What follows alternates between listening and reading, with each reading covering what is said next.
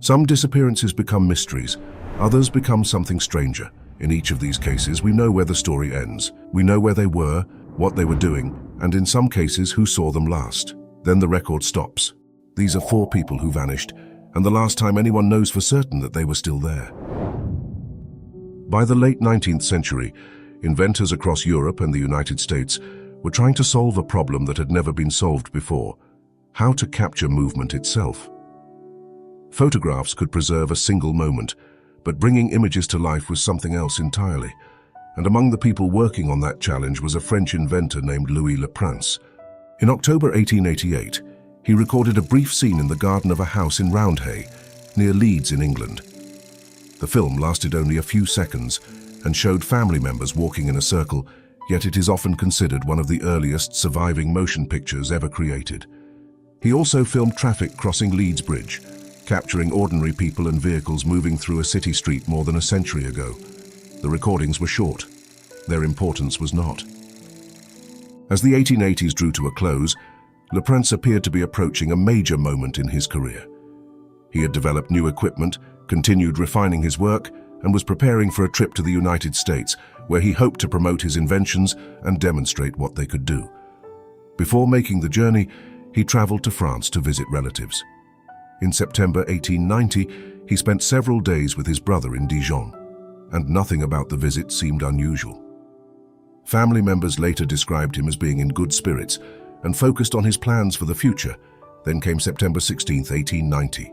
Le Prince arrived at the railway station in Dijon and boarded a train bound for Paris. His brother accompanied him to the station and watched him leave. This is the last confirmed sighting of Louis Le Prince. The train reached its destination. He did not. When family members expected to hear from him, there was no message.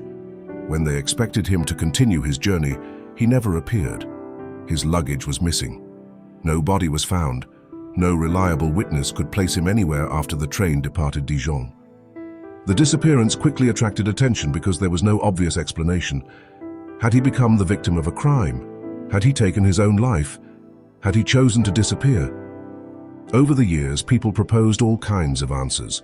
Some believed he may have been the victim of an ordinary robbery. Others pointed to personal or family matters. There were even suggestions that his disappearance was connected to the race to develop motion picture technology at a time when fortunes and reputations could be made by being first. None of them have ever been proven. More than a century later, the films created by Louis Le Prince still survive, allowing people to watch moments he recorded in 1888. Yet the man behind the camera seems to vanish from the historical record 2 years later, somewhere between Dijon and Paris. The inventor remained, the inventor did not. Long before his disappearance, Ambrose Bierce had fought in the American Civil War, built a reputation as a journalist, and become one of the most recognizable writers in the United States. His sharp opinions earned him admirers and enemies alike, and his stories often explored death, fate, and the darker side of human nature. At 71 years old, he could have remained comfortably at home and reflected on a long career. Instead, he went to Mexico. The Mexican Revolution had been raging for several years, drawing soldiers, politicians, journalists, and adventurers into a conflict that was reshaping the country. Bierce traveled south during the autumn of 1913, moving through Texas and eventually crossing the border into northern Mexico, where revolutionary forces were still fighting for control. For a time, it was possible to follow his journey. He wrote letters. Friends and family heard from him. The trail remained intact. As the weeks passed, Bierce continued traveling through the region and is believed to have spent time with forces associated with the revolutionary leader Pancho Villa. He witnessed a country at war where troop trains crossed vast distances, battles could erupt with little warning, and yesterday's safe route might become tomorrow's battlefield. Yet even in the middle of that uncertainty, Ambrose Bierce continued writing. Then, in December 1913, the trail narrowed to a single city, Chihuahua. From there, Bierce sent what is generally considered his last confirmed letter. In it, he mentioned plans to leave and continue his journey deeper into Mexico. He also included a line that would become famous long after his disappearance. "As to me, I leave here tomorrow for an unknown destination." The letter survived, nothing else did. No confirmed letters followed.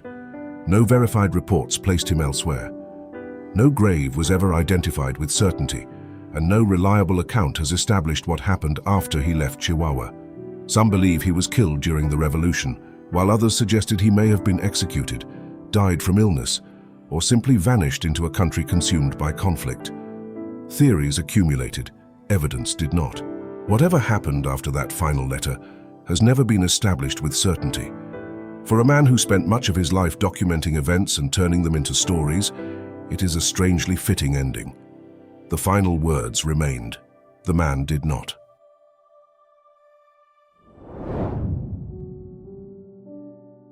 Everett Ruess was only 20 years old when he disappeared, yet he had already spent years doing something most people would never attempt. While others were building careers or settling into ordinary lives, Ruess traveled through the deserts, canyons, and mountains of the American Southwest, often alone and far from the nearest town. He was an artist, a writer, and an explorer.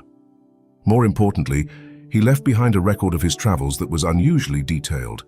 Letters, sketches, journal entries, and photographs survived, allowing historians to follow much of his journey through some of the most remote landscapes in the United States. Ruess did not wander into the wilderness by accident. He sought it out. In 1934, he was traveling through the canyon country of southern Utah with 2 burros, moving through a landscape of sandstone cliffs, narrow canyons, and vast stretches of open desert. Friends and family continued receiving letters, and for a time there was little reason to think anything was wrong. At some point, the messages stopped arriving. No dramatic farewell was recorded, and no witness reported seeing him vanish. Communication simply ended, leaving behind a silence that quickly became difficult to explain. When people began searching for Everett Ruess, they did not find the missing explorer, they found clues. Searchers located campsites associated with his journey. They found evidence showing where he had traveled. A carving bearing the name Nemo, a nickname Ruess sometimes used, appeared to mark part of his route through the wilderness. His 2 burros were eventually recovered. Ruess was not. Each discovery seemed to promise an answer. Instead, it raised another question. The evidence suggested that investigators were following the right trail, yet every trace led only to another fragment of the story.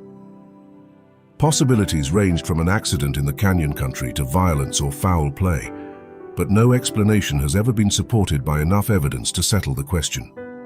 Decades later, the mystery appeared to be approaching a conclusion. In 2009, human remains discovered in Utah were identified as Everett Ruess, and for a brief moment it seemed that one of the American Southwest's most famous disappearances had finally been solved.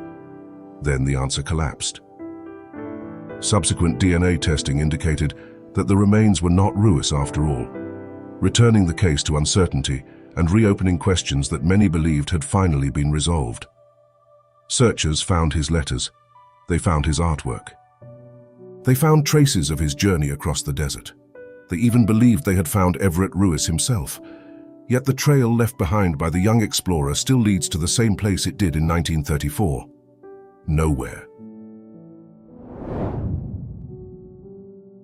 Few people from the United States traveled through the remote Asmat region of Dutch New Guinea in 1961, yet Michael Rockefeller had spent months doing exactly that. Interested in indigenous art and culture, he moved through one of the most isolated parts of the world, documenting objects and traditions that had rarely been seen outside the region. Much of the area was difficult to reach, with dense forests, winding rivers, and long stretches of coastline separating villages from one another. Rockefeller spent months visiting communities in the Asmat region, learning about local culture and acquiring works of art that would later attract international attention. Then, in November 1961, a routine journey became something else. Rockefeller was traveling with Dutch anthropologist René Wassing aboard a small catamaran when the vessel overturned several kilometers offshore. Stranded in the water and far from help, the men found themselves in a situation that grew more dangerous with every passing hour. 2 local guides eventually left to seek assistance. Rockefeller and Wassing remained behind. Time passed. The shoreline remained visible in the distance, close enough to see but far enough to remain frustratingly out of reach.